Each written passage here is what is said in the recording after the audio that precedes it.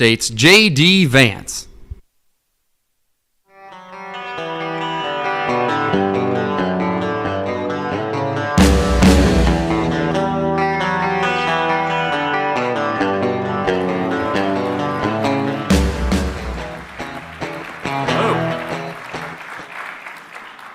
Good to see everybody. How are we doing?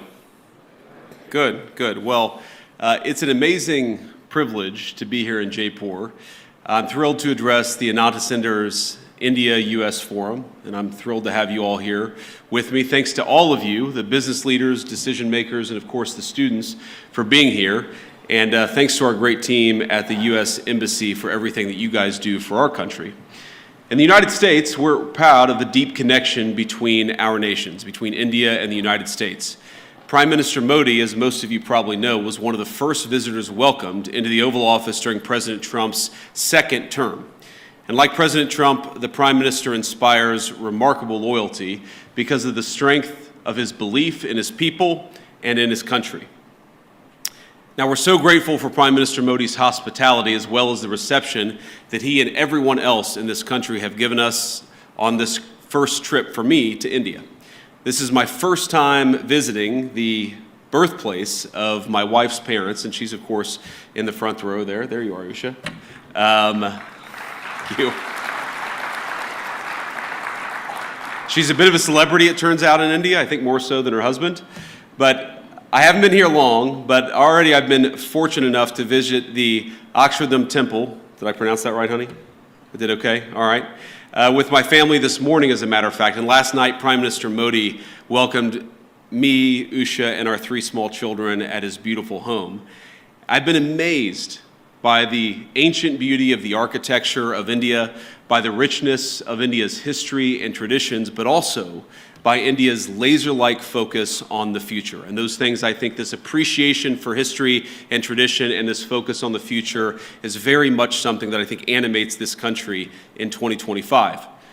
Now, in other countries I've visited, it sometimes feels like there's a flatness, a sameness, a desire to just be like everyone else in the world.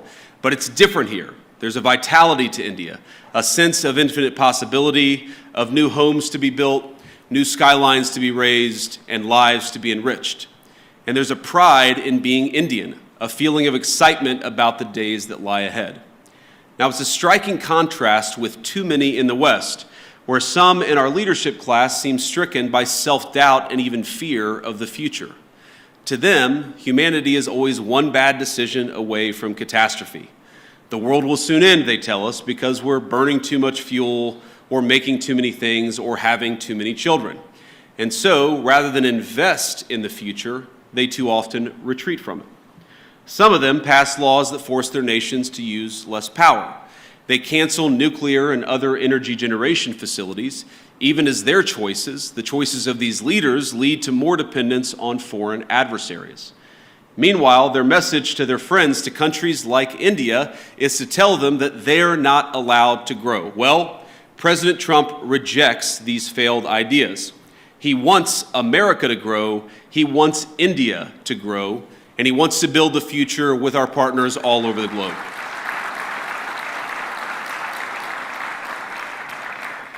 And when I look at this audience, or when I visit this incredible country over these last couple of days, I see a people that will not be held back.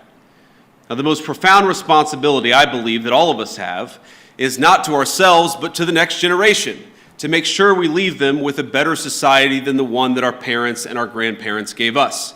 And this is the world that America seeks to create with you. We want to build a bright new world, one that's constantly innovating, one that's helping people to form families, making it easier to build, invest, and trade together in pursuit of common goals. Now, I believe that our nations have much to offer one another. And that's why we come to you as partners looking to strengthen our relationship.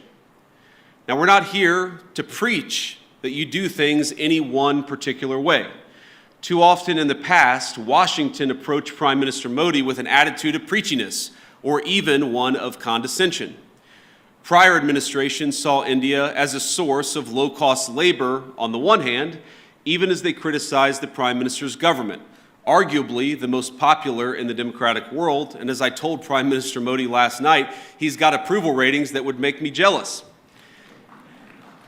But it wasn't just India. This attitude captured too much of our economic relationship with the rest of the world. So we shipped countless jobs overseas, and with them our capacity to make things, from furniture, appliances, and even weapons of war. We traded hard power for soft power, because with economic integration, we were told, would also come peace through sameness. Over time, we'd all assume the same sort of bland, secular, universal values, no matter where you lived. The world was flat after all. That was the thesis, and that was what they told us.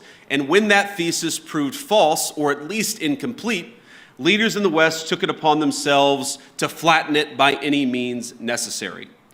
But many people across the world, and I think your country counts among them, they did not want to be flattened. Many were proud of where they came from, their way of life, the kind of jobs they worked, and the kind of jobs their parents worked before them. And that very much includes people in my own country, the United States of America. Now, some of you are aware of my own background. I actually didn't plan to talk about my background at all until last night at dinner while my children mostly behaved. We gave an A- for behavior with the Prime Minister. The Prime Minister said, I have one request. I want you to talk a little bit about your background. And so I wanted to do that. For those of you who don't know anything about me, I wanted to talk about it. I come from, and I'm biased, the greatest state in the Union, the state of Ohio, a longtime manufacturing powerhouse in the United States of America. My home specifically is a place called Middletown. Now, it's not a massive city by any means. It's not Jaipur, but it's a decent-sized town and a place where people make things, which has been a point of pride in Middletown for generations. It's filled with families like my own, some of whom called us hillbillies, Americans who came down from the surrounding hills and mountains of West Virginia, Tennessee, and Kentucky to cities like Middletown in pursuit of the manufacturing jobs that were creating widespread prosperity for families all across America. They came to Middletown in search of what we call back home the American dream. In Middletown, my parents raised me. My grandparents raised me. They taught us to work hard, they taught me to study hard, and they taught me to love God and my country and always be good to your own. My granddad, who I called Papaw growing up, he typified that. Late into life, he worked as a steelmaker at the local mill, and I know India has a lot of those. Papaw's job gave him a good wage, stable hours, and a generous pension. All that allowed him to support not just him and my grandmother, but his own daughter and grandkids with him. Now, by the time I came around, money was awfully tight, but he worked hard to make a good living for all of us. Now, I know Papaw and Mamaw were grateful for the way of life their country made possible. Their generation bore witness to the formation of America's great middle class. And by creating an economy centered around production, around workers who build things, and around the value of their labor, our nation's leaders then transformed their country and made thousands of little Middletowns possible. The government supported its labor force. We created incentives for productive industries to take root and struck good deals with international partners to sell the goods made in the United States of America. But as America settled into world historic prosperity it generated, our leaders began to take that very prosperity and what created it for granted. They forgot the importance of building, of supporting productive industry, of striking fair deals, and of supporting our workers and their families. And as time went on, we saw the consequences. In my hometown, factories left, jobs evaporated, America's middle towns ceased to be the lifeblood of our nation's economy. And the United States, as it became transformed, those very people, the working class, the background of the United States of America, were dismissed as backwards for holding on to the values their people had held dear for generations. Now, Middletown's story is my story, but it's hardly unusual in the United States of America. There are tens of millions of Americans who, over the last 20 or so years, have woken up to what's happening in our nation. But I believe they woke up well before it's too late. Now, like you, we want to appreciate our history, our culture, our religion. We want to do commerce and strike good deals with our friends. We want to found our vision of the future upon the proud recognition of our heritage rather than self-loathing and fear. I work for a president who has long understood all of this, whether through fighting those who seek to erase American history or in support of fair trade deals abroad. He has been consistent on these issues for decades. And as a result, under the Trump administration, America now has a government that has learned from the mistakes of the past. It's why President Trump cares so deeply about protecting the manufacturing economy that is the lifeblood of American prosperity and making sure America's workers have opportunities for good jobs. As we saw earlier this month, he will go to extraordinary lengths to protect and expand those opportunities for all Americans. And so today I come here with a simple message. Our administration seeks trade partners on the basis of fairness and of shared national interests. We want to build relationships with our foreign partners who respect their workers, who don't suppress their wages to boost exports, but respect the value of their labor. We want partners that are committed to working with America to build things, not just allowing themselves to become a conduit for transshipping others' goods. And finally, we want to partner with people and countries who recognize the historic nature of the moment we're in, of the need to come together and build something truly new, a system of global trade that is balanced, one that is open, and one that is stable and fair. Now, I want to be clear, America's partners need not look exactly like America, nor must our governments do everything exactly the same way. But we should have some common goals, and I believe here in India we do, in both economics and in national security. And that's why we're so excited. That's why I'm so excited to be here today. In India, America has a friend, and we seek to strengthen the warm bonds our great nations already share. Now, critics have attacked my president, President Trump, for starting a trade war in an effort to bring back the jobs of the past, but nothing could be further from the truth. He seeks to rebalance global trade so that America, with friends like India, can build a future worth having for all of our people together. And when President Trump and Prime Minister Modi announced in February that our countries aim to more than double our bilateral trade to $500 billion by the end of the decade, I know that both of them meant it. And I'm encouraged by everything our nations are doing to get us there. As many of you are aware, both of our governments are hard at work on a trade agreement built on shared priorities, like creating new jobs, building durable supply chains, and achieving prosperity for our workers. In our meeting yesterday, Prime Minister Modi and I made very good progress on all of those points. And we are especially excited to formally announce that America and India have officially finalized the terms of reference for the trade negotiation. I think this is a vital step. Thank you.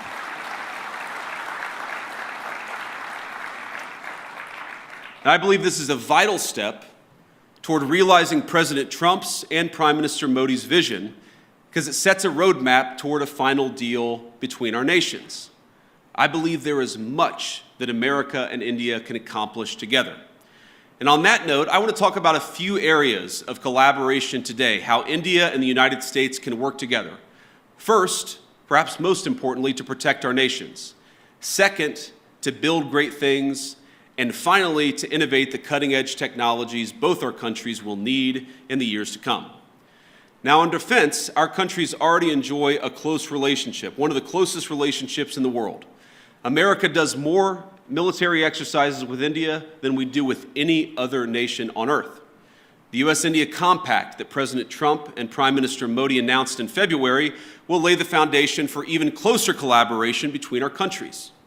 From javelins to Stryker combat vehicles, our nations will co-produce many of the munitions and equipment that we'll need to deter foreign aggressors. Not because we seek war, but because we seek peace, and we believe the best path to peace is through mutual strength. And launching the Joint Autonomous Systems Industry Alliance will enable America and India to develop the most state-of-the-art maritime systems needed for victory. It's fitting that India, this year, is hosting the Quad Leaders Summit this fall. Our interests in a free, open, peaceful, and prosperous Indo-Pacific are in full alignment. Both of us know that the region must remain safe from any hostile powers that seek to dominate it.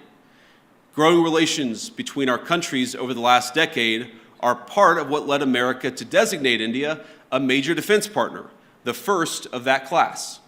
This designation means that India now shares with the UAE a defense and technology infrastructure and partnership with the United States on par with America's closest allies and friends. But we actually feel that India has much more to gain from its continued defense partnership with the United States, and let me sketch that out a little bit. We, of course, want to collaborate more. We want to work together more, and we want your nation to buy more of our military equipment, which, of course, we believe is the best in class.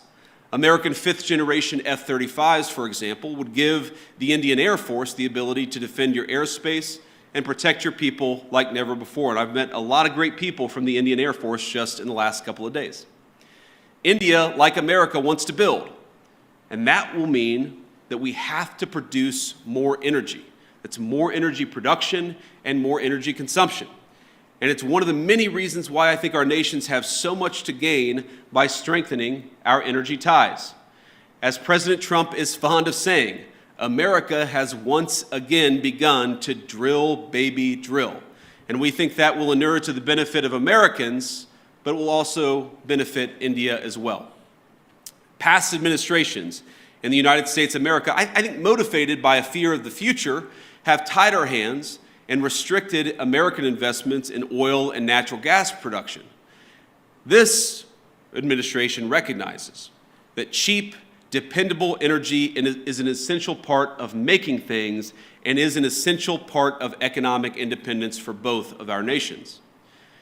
Of course, America is blessed with vast natural resources and an unusual capacity to generate energy, so much that we want to be able to sell it to our friends like India.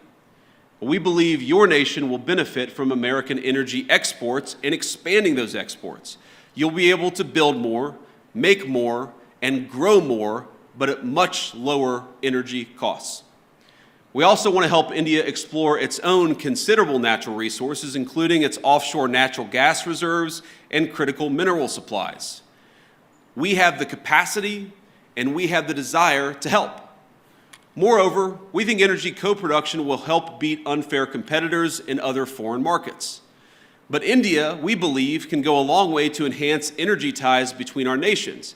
And one suggestion I'd have is maybe consider dropping some of the non-tariff barriers for American access to the Indian market. Now, I've talked about this, of course, with Prime Minister Modi. And look, President Trump and I know that Prime Minister Modi is a tough negotiator. He drives a hard bargain. It's one of the reasons why we respect him.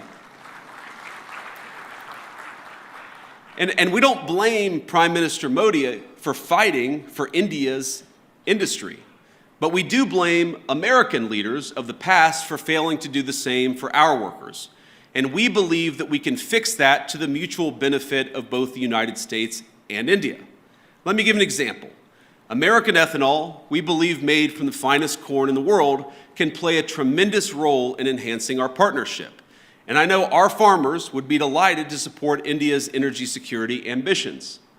We welcome the Modi government's budget announcement to amend India's civil nuclear liability laws, which currently prevent U.S. producers from exporting small modular reactors and building larger U.S.-designed reactors in India.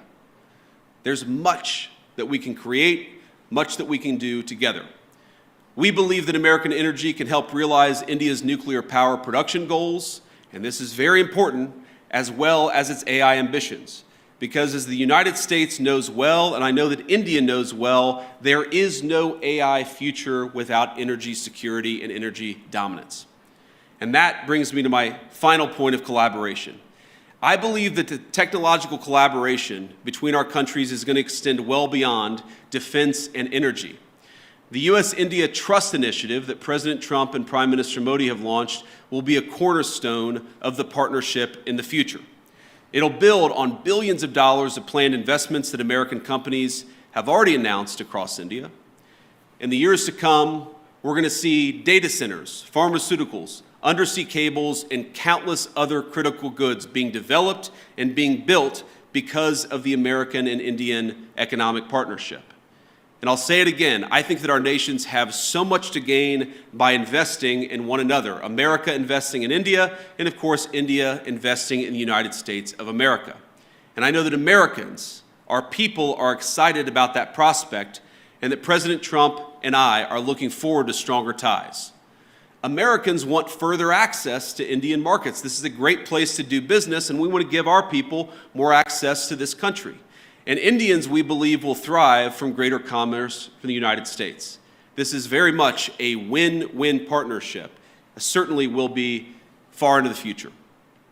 And as I know this audience knows better than most, neither Americans nor Indians are alone in looking to scale up their manufacturing capacity. The competition extends well beyond cheap consumer goods and into munitions, energy, infrastructure, and all sorts of other cutting-edge technologies. I believe that if our nations fail to keep pace, the consequences for the Indo-Pacific, but really the consequences for the entire world, will be quite dire. And this, again, is where India and the United States have so much to offer one another. We've got great hardware, the leading artificial intelligence hardware in the world. You have one of the most exciting startup technology infrastructures anywhere in the world. There's a lot to be gained by working together. And this is why President Trump and I both welcome India's leadership in a number of diplomatic organizations, but of course in the Quad. We believe a stronger India means greater economic prosperity, but also greater stability across the Indo-Pacific, which is of course a shared goal for all of us in this room, and is a shared goal for both of our countries.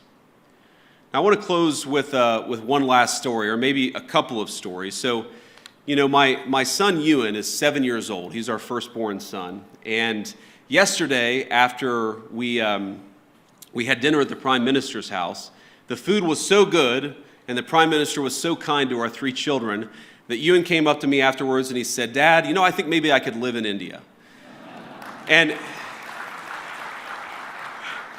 But I think after about 90 minutes in the Jaipur sun today at the Great Palace, he suggested that maybe we should move to England. So you take the good with the bad here. But I want to talk about Prime Minister Modi because I think he's a special person. I first met Prime Minister Modi at the AI Action Summit in February, and we had a lot of important discussions on AI and other policies to prepare for. The Prime Minister also managed to figure out that my son Vivek was actually turning 5 years old on the trip. This was in Paris just a couple of months ago. So think about this. Amid a huge international policy conference, he took the time to stop by where I was staying, wish our second son, Vivek, a happy birthday, and even bring him a gift. Ush and I were both genuinely touched by his graciousness, and we've been even more impressed by his warmth since we arrived in India. Now, it's interesting. Some of you may know that when you're a politician, your kids spend almost as much time in the limelight as you do, and the great things about kids is they are brutally honest. They're brutally honest with everybody, whether you want them to be or not. And our 7-year-old, our 5-year-old, and then our 3-year-old baby girl, Mirabelle, it's interesting. They've only really attached themselves to, they've only really liked, I should say, they've only really built a rapport with two world leaders. The first, of course, is President Trump. He just has a certain energy about him. But Prime Minister Modi, it's the exact same thing. Our kids just like him. And I think that because kids are such good, strong of characters, I just like Prime Minister Modi too. And I think it's a great foundation for the future of our relationship. I could tell when Prime Minister Modi came over a couple of months ago, and I believe today that he is a serious leader who has thought deeply about India's future prosperity and security, not just for the rest of his time in office, but over the next century. And I want to end by making a simple, overarching point. We are now officially 1/4 into the 21st century, 25 years in, 75 years to go. And I really believe that the future of the 21st century is going to be determined by the strength of the United States-India partnership. I believe, thank you. I believe that if India and the United States work together successfully, we are going to see a 21st century that is prosperous and peaceful. But I also believe that if we fail to work together successfully, the 21st century could be a very dark time for all of humanity. So I want to say it's clear to me, as it is to most observers, that President Trump, of course, intends to rebalance America's economic relationship with the rest of the world. That's going to fundamentally will cause profound changes within our borders in the United States, but of course with other countries as well. But I believe that this rebalancing is going to produce great benefits for American workers. It's going to produce great benefits for the people of India. And because our partnership is so important to the future of the world, I believe President Trump's efforts, joined, of course, by the whole country of India and Prime Minister Modi, will make the 21st century the best century in human history. Let's do it together. God bless you, and thank you for having me.